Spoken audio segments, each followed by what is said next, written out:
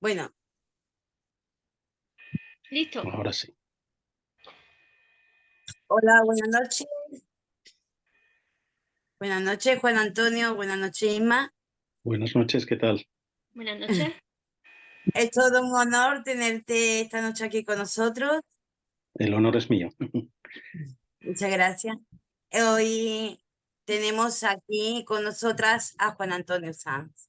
Para quien no le conozca, me gustaría, por favor, pedirle que nos dé una pequeñita, porque como nos cuente todas, nos quedamos, vaya, echamos un enterito contándonos lo que ha hecho, porque es increíble, la verdad. Juan Bueno, Antonio, yo puedes.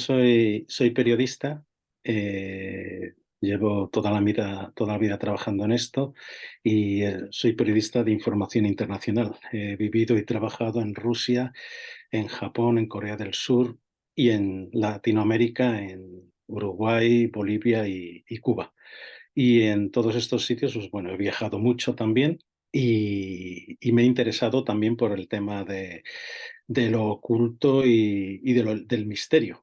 Vamos, desde buscar civilizaciones perdidas en el Amazonas cuando vivía en Bolivia hasta andar por los desiertos y las montañas de Asia Central, pues en búsqueda de la leyenda de Shambhala. Pero hay un tema que siempre me ha apasionado desde que era niño y en el que he centrado también buena parte de mis esfuerzos indagadores, y es el tema del vampirismo. Desde que era yo aquel niño que un amiguito, yo debería tener 5 o 6 años, me enseñó un álbum de cromos en el que aparecía una vampira y ya me dejó totalmente maravillado. Pues desde ahí seguí y bueno, pues gracias a que he podido vivir en muchos sitios y me he ido interesando y al final escribí hace 3 años, sí, escribí un libro, Vampiros Príncipes del Abismo, de la editorial Arcopress, en el cual pues narraba toda esa trayectoria buscando las leyendas de los vampiros. No tanto buscando vampiros, que no me encontré con ninguno, creo, pero sí desde luego muchas leyendas. Y el libro pues es también a la vez un libro de viajes y porque habla pues de mis búsquedas desde Rumanía, que además fue el último sitio donde estuve, pero el libro empieza por ahí, siguiendo la ruta que trazó Jonathan Harker, uno de los héroes de la novela Drácula de Bram Stoker, y pues desde Rumanía, Grecia, Rusia, donde viví casi 8 años, después China, que atravesé por la ruta de la seda hace ya, pues en el año 93, o sea, imaginaos todo el tiempo que ha pasado, hace 30 años, era un crío yo. Y después en Japón, mucho, yo viví 2 años y medio en Japón y me interesó mucho toda esa temática y todas las criaturas relacionadas con el vampirismo. Y después en América, todos los pasos que di tras algunos vampiros o criaturas equiparables al vampiro en los Andes, en Bolivia, y después en Estados Unidos, donde aunque no viví, pero he viajado unas cuantas veces. Y eso, en definitiva, pues trata mi libro. Después hablo de las epidemias vampíricas del siglo XVIII, de los cazadores de vampiros, todo desde el punto de vista tanto del folclore como de los registros históricos y también de la literatura. Eso es más o menos lo que he estado haciendo y que tiene que ver más con el mundo del misterio.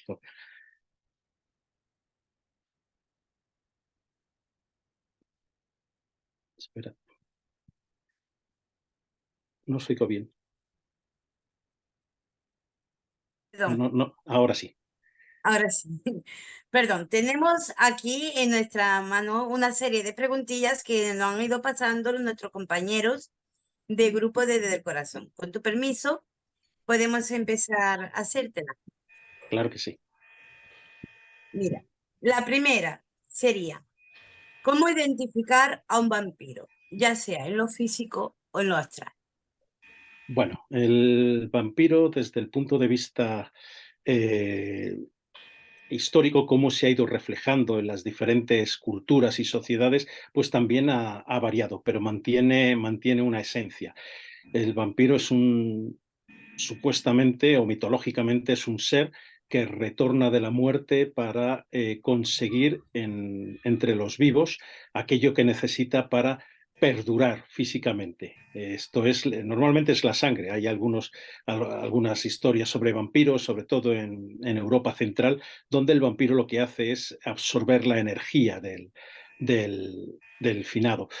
¿Por qué? Pues porque se ha identificado muchas veces ataques o epidemias vampíricas con epidemias de, por ejemplo, tuberculosis o algunas enfermedades respiratorias. El vampiro está entre, como digo, entre la vida y entre la muerte, pero él es un no muerto y eso es lo que le hace más espantoso.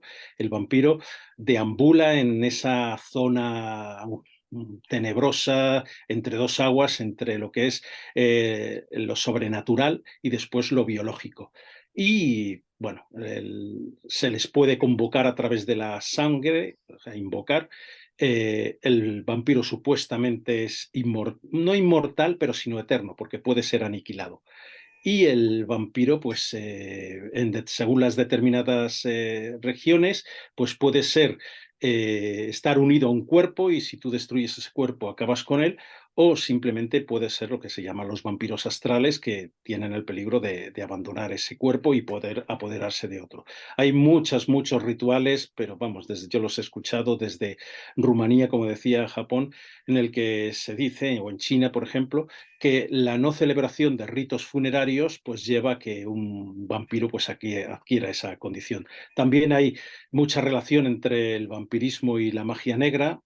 Muchos magos son, después de muertos, se les atribuyen cualidades vampíricas. Por ejemplo, en el Drácula de Bram Stoker, que es la novela esencia del vampirismo, se dice, Abraham Van Helsing, uno de los protagonistas, el gran cazador de vampiros, dice que Drácula es un mago negro. Entonces, a lo largo, como ya digo, de todas las civilizaciones y todas las historias, al vampiro se le dan ciertas características. Hay vampiros mujeres y vampiros hombres. Normalmente en la zona de Europa, desde Rumanía, Hungría, también en Serbia, lo que antes era el antiguo imperio austrohúngaro también, bueno, pues son sobre todo hombres los vampiros, pero desde luego el vampiro la mujer como vampiro empieza desde el principio de los tiempos y ahí tenemos las historias de Lilith o algunas, Sekhmet era una diosa, la diosa leona egipcia, que también era la diosa vampira por excelencia, y después las empusas, las lamias de los griegos, y así podemos seguir adelante. Y en el resto de culturas, pues tenemos prácticamente un equilibrio entre hombres y mujeres. Sobre todo, por ejemplo, en México hay más vampiros hembras. En la zona de los Andes, que yo anduve mucho por allí, pues se habla de los achanchos, que son normalmente hombres viejos a quienes se les representa, y después hay alguna serie de vampiros que no se sabe si son hombres, mujeres, y tienen un aspecto diabólico. Por ejemplo, la Antahuaya de los Andes, del lago Titicaca, perdón, bueno, pues allí tiene un aspecto como dicen, es un gato eléctrico volador. Dice, bueno, ¿y eso qué es? ¿Eso qué tiene que ver con el vampirismo? Pues sí, tiene que ver mucho, porque en realidad lo que están hablando es una especie de murciélago gigante que aparece con las tormentas. Pero como digo, son muchas, en cada sitio es diferente, pero lo que les caracteriza a los vampiros es eso, su capacidad para regenerarse gracias a la sangre y su avidez absoluta.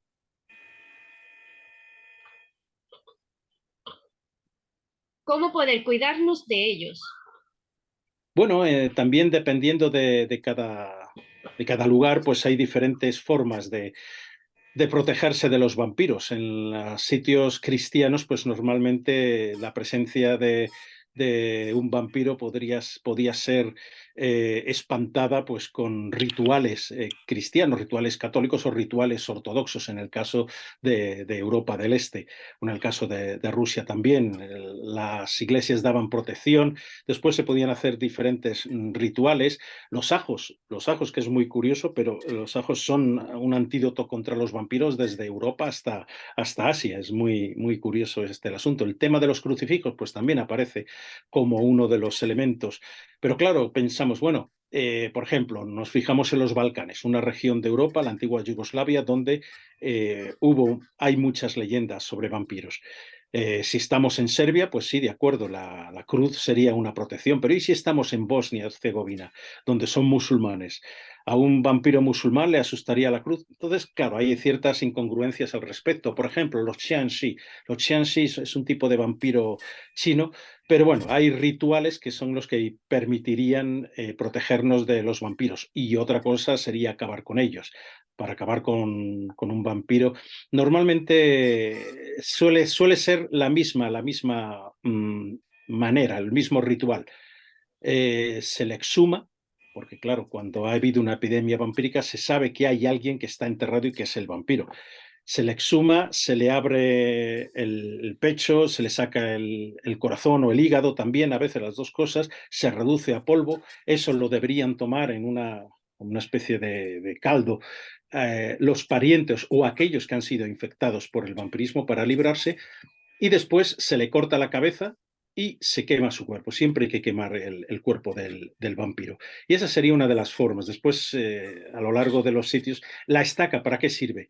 La estaca no es tanto para matar al vampiro, aunque en algunas culturas sí que dicen que es la manera de acabar con él, pero sobre todo para fijarlo a la tierra, para impedir que se mueva. Y por eso nos encontramos con enterramientos, por ejemplo, en Polonia, también se han encontrado en la República Checa, donde cadáveres aparecen con clavos o con estacas por buena parte del cuerpo, o aparecen con una hoz en el cuello puesta por si se levantaba el vampiro sería decapitado. A otros presuntos vampiros les decapitaban directamente a la muerte y ponían la calavera, o sea, la cabeza entre las manos o entre las piernas. Entonces, siempre hay más o menos una misma tónica.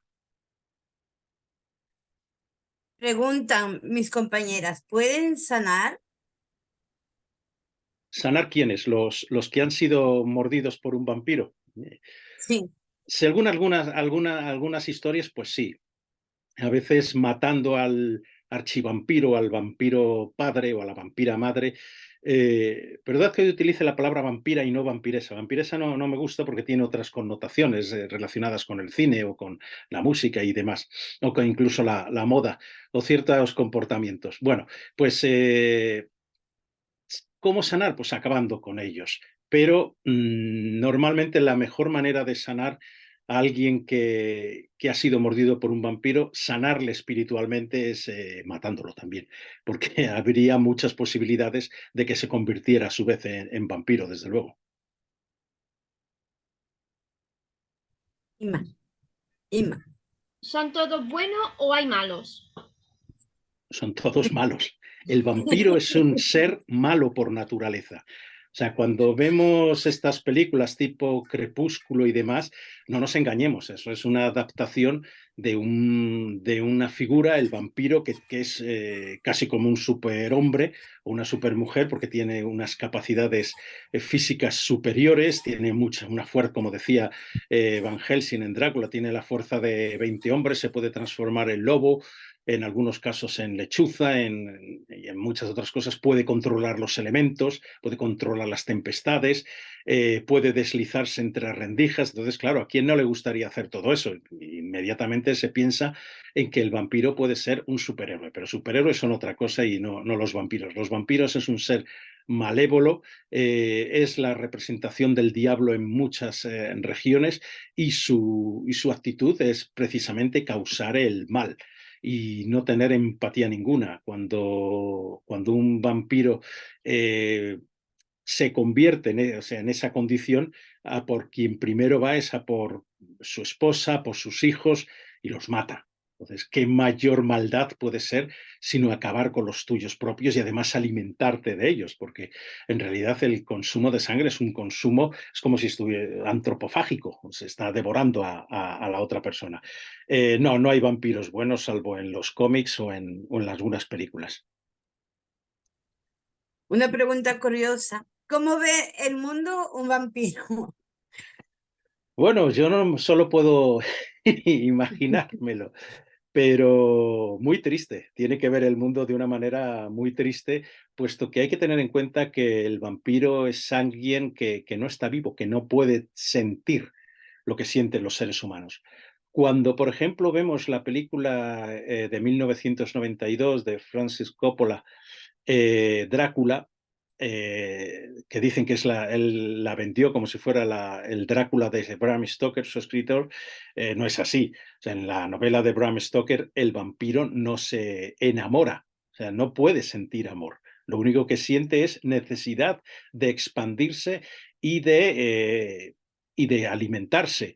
En algunas historias, en algunas películas, todas derivadas, como ya digo, de Drácula y las que surgieron a partir de la novela, como Nosferatu, por ejemplo. Para mí es la mejor película de vampiros que se ha hecho, de 1922.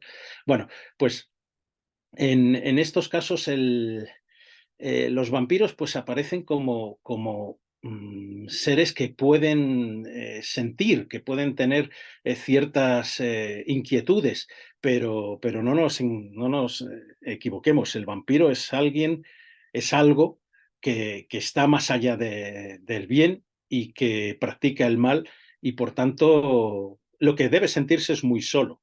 En algunas de estas películas pues aparece como si el vampiro lo que quiere es propagarse, convertir a todo el mundo en una especie de zombies vampíricos, y no es así. El vampiro es un ser solitario normalmente, y estoy hablando del folclore.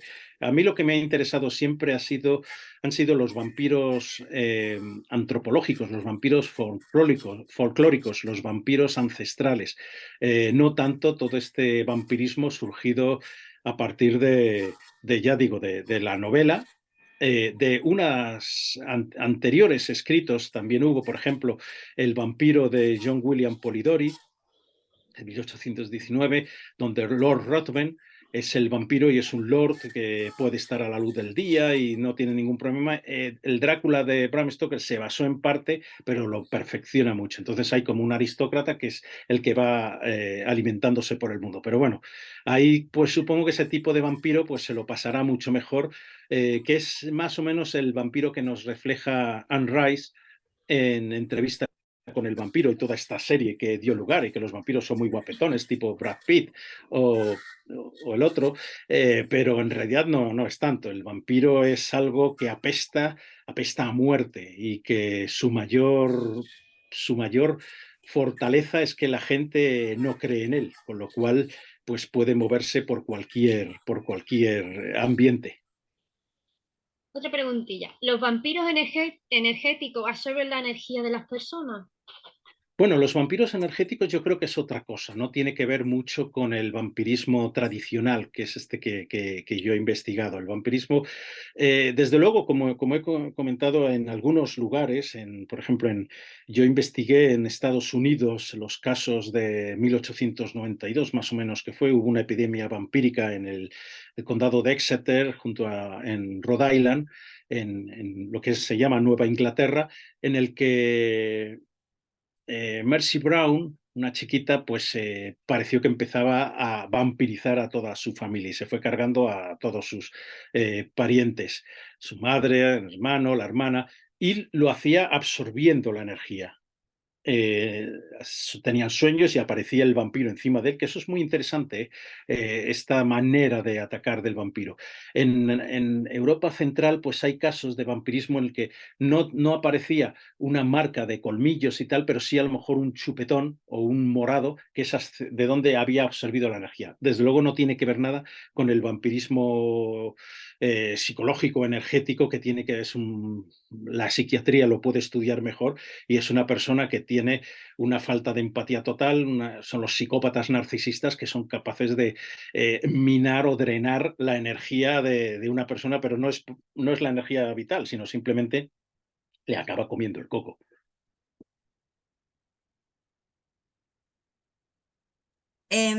¿Son seres sin luz interior, psicópatas narcisistas?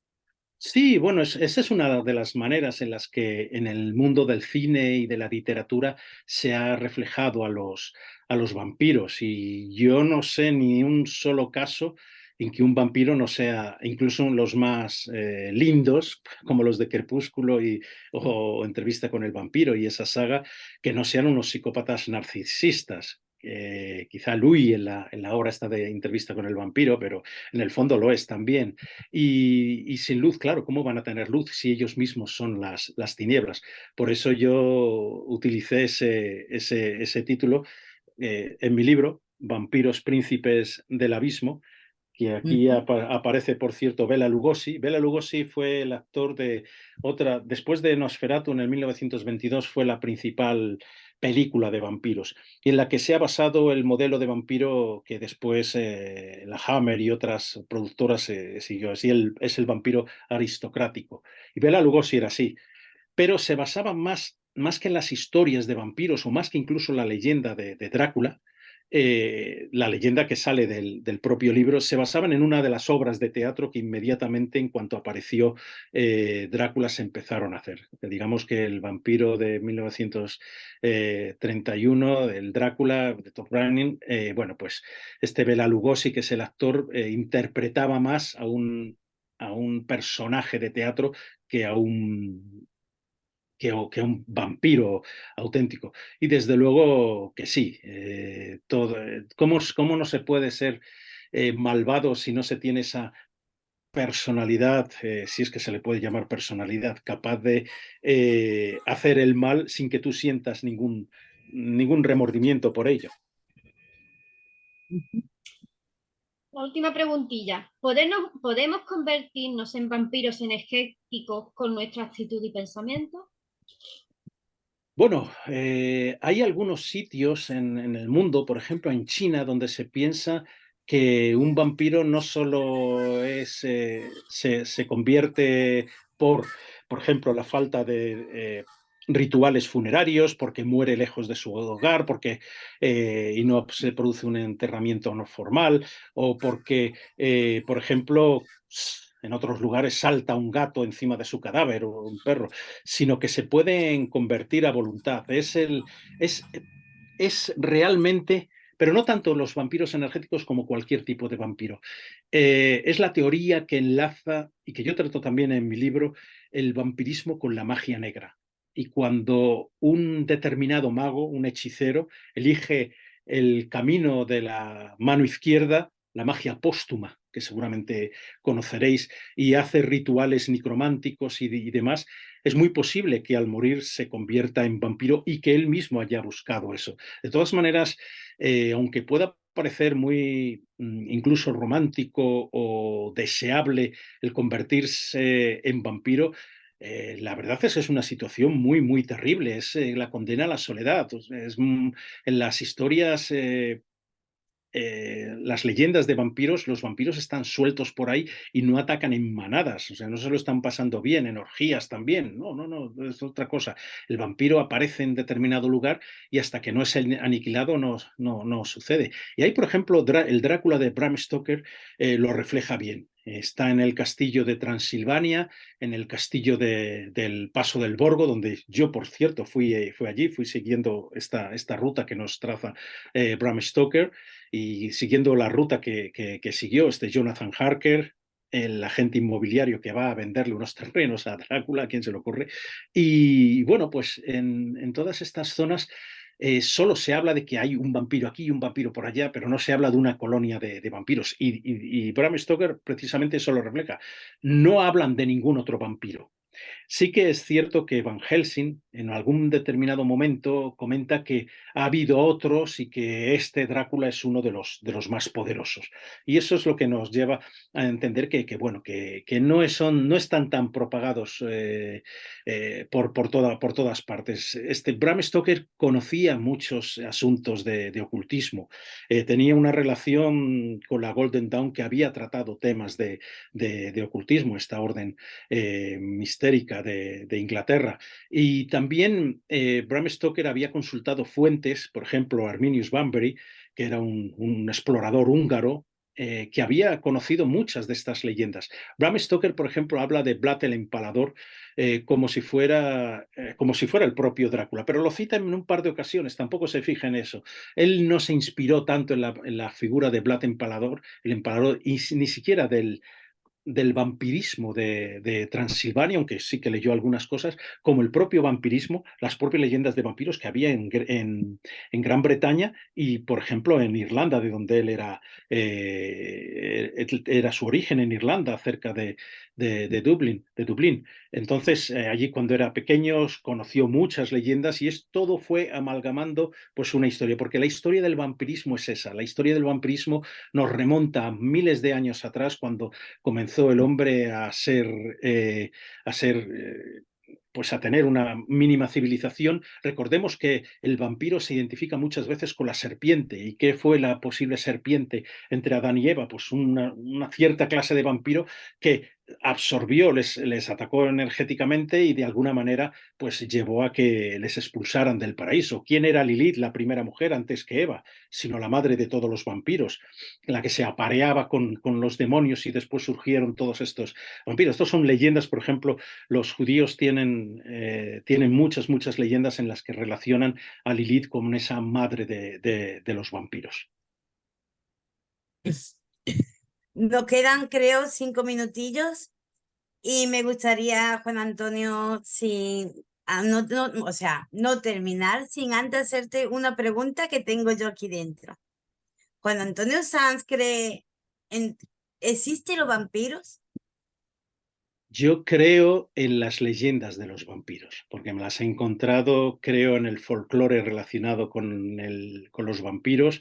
Y bueno, yo soy periodista y por tanto tengo que ser muy escéptico de todo. Yo no he visto ningún vampiro, pero sí que he visto a gente que, por lo menos una persona, que posiblemente estaba siguiendo rituales vampíricos. Y eso fue en un tren entre Budapest y Cluj-Napoca, que está en Rumanía. Y había una mujer que, por el aspecto, después estuve indagando, una mujer gitana, y desde luego daba susto, porque por todo lo que el aspecto era modificado, efectivamente, pero a veces yo he preguntado a la gente, vamos a ver, si tú crees en fantasmas y crees que los fantasmas es posible que existan, hay muchas más posibilidades de que exista un vampiro.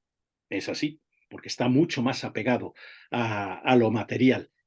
Lo que pasa es que yo tampoco creo en los fantasmas, ¿sí? Entonces, creo que sí que hay ciertas expresiones de nuestra psique o incluso que hay manifestaciones que a lo mejor se puede. Pero hablar de fantasmas rondando por todo tipo de casas, pues me cuesta. Y eso que he tenido, a pesar de mi escepticismo, alguna experiencia muy rara en ese sentido. En el castillo de Chastice, por ejemplo, donde vivió esta mujer, Erzsébet Báthory, la mujer, la condesa sangrienta, y tuvo una experiencia muy rara que todavía no me la explico. O, por ejemplo, en China, perdón, en Pekín, durante una cena en un sitio donde decían que había un fantasma de una chica y yo dije, no me lo creo, y yo mostré una cruz de jade y en ese instante se fueron todas las luces, la cruz saltó disparada. Pero en mi opinión, son todo casualidades que se combinan de alguna forma. Pero prefiero creer que son casualidades y no causalidades, desde luego. Queremos agradecerte de corazón tu presencia. Es un hombre que está muy solicitado por el periodismo, por compañeros y tal, y la verdad que nos ha encantado conocerte, tenerte aquí. Ojalá, ojalá que se dé en algún otro momento la ocasión de volver a repetirlo. Y por favor, si quieres, nos puedes pasar en privado, nos pone por cómo localizar tu libro y el nombre. Y lo ponemos en los comentarios para todo el mundo que quiera, si alguien quiere comprarlo, acceder a ello y tal, que pueda saber dónde. ¿Sí? Claro, mi libro no es un tratado de vampirismo. Mi libro es un libro de un periodista que ha ido buscando historias de vampiros por todas partes y se ha encontrado con cosas muy raras. O sea, no he hablado de los vampiros en Japón, que eso tendría para mucho. Y allí estuve yo por las montañas escuchando unas historias tenebrosas. No, lo siguiente, eso era para helarle.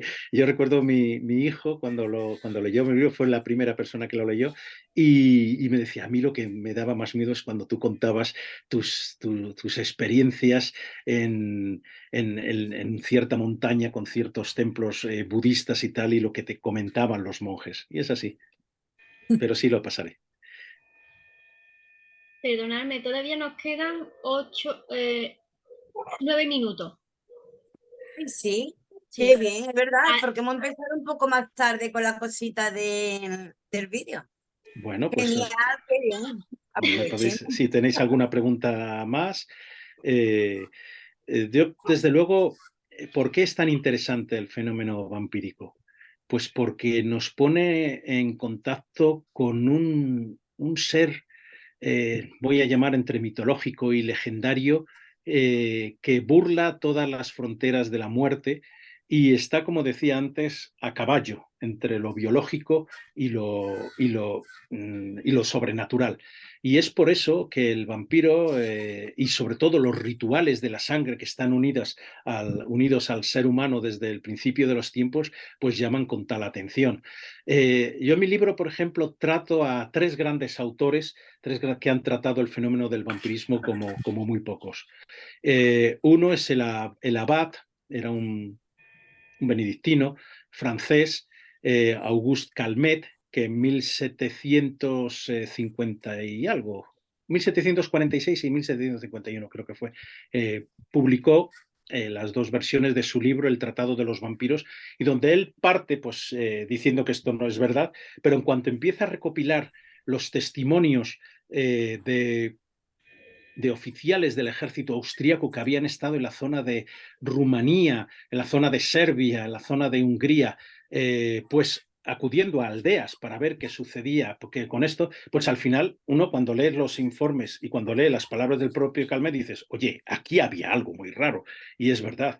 El otro es Bram Stoker con su Drácula. Drácula a mí me parece una biblia del vampirismo porque viene todo, es una especie de agujero negro, un vórtice de energía que nos, a partir de él, de Drácula y después la primera película importante que se hizo sobre este Drácula, que fue Nosferatu, que ahí se llama El Conde Orlok, para intentar burlar los derechos de autor que no pudieron y les mandaron destruir todas las copias. Gracias a Dios se salvó alguna.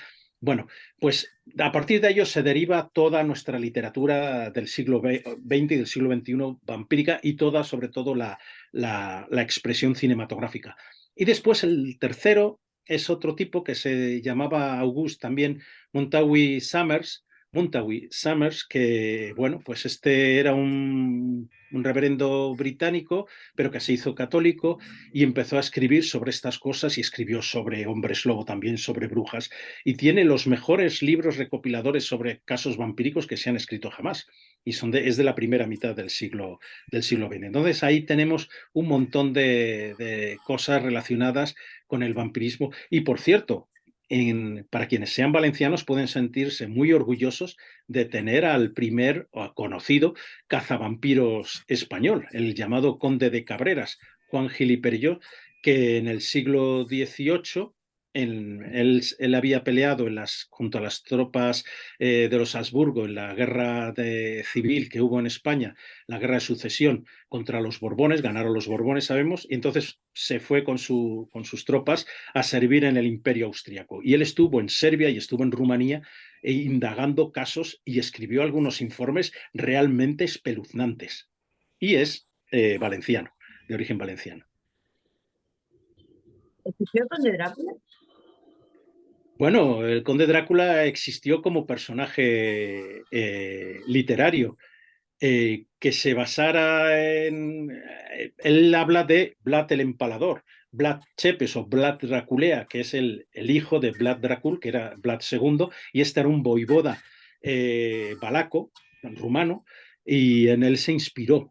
Pero que este hombre fuera un vampiro, pues no, lo que hacía era empalar a decenas de miles de personas, les desollaba, hacía que les sirvieran en grandes calderas y a sus parientes se los comieran. Bueno, era peor que un vampiro. Un vampiro no habría matado a tanta gente, desde luego. Un vampiro a su lado, al lado de Vlad el Empalador, es un bendito. Y estuve en Brasov, en Sighisoara, que es donde nació, allí en Rumanía. En mi libro lo cuento cómo voy siguiendo pues también la historia de Vlad el Empalador.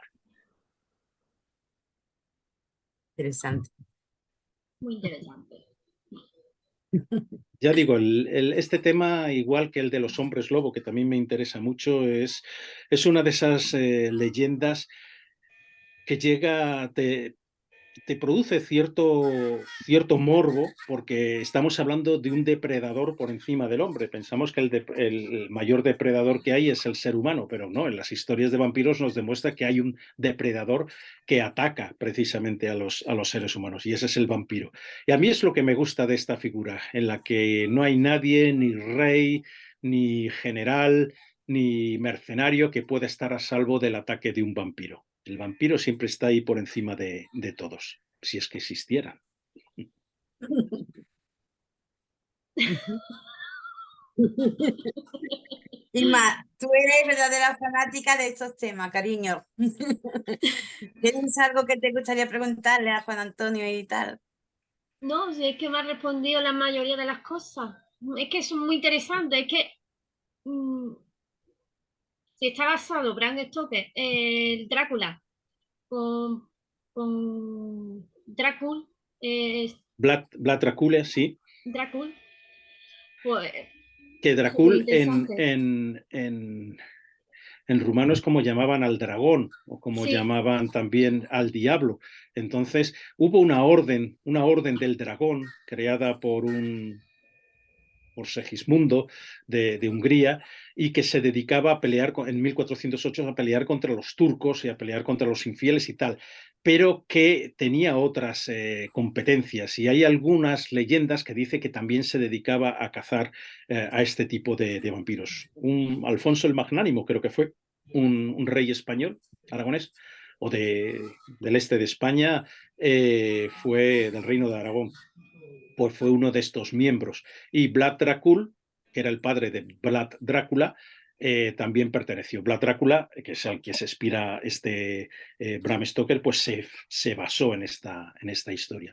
Y la historia de la Orden del Dragón se extiende por todos los mundos. Hay algunas leyendas o eh,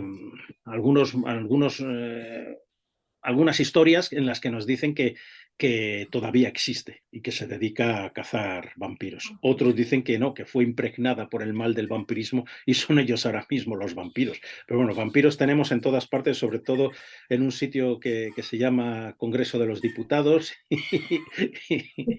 y ahí son los que más chupan de todas partes. Si queréis ver vampiros, ahí vais, y doy fe que esos son auténticos.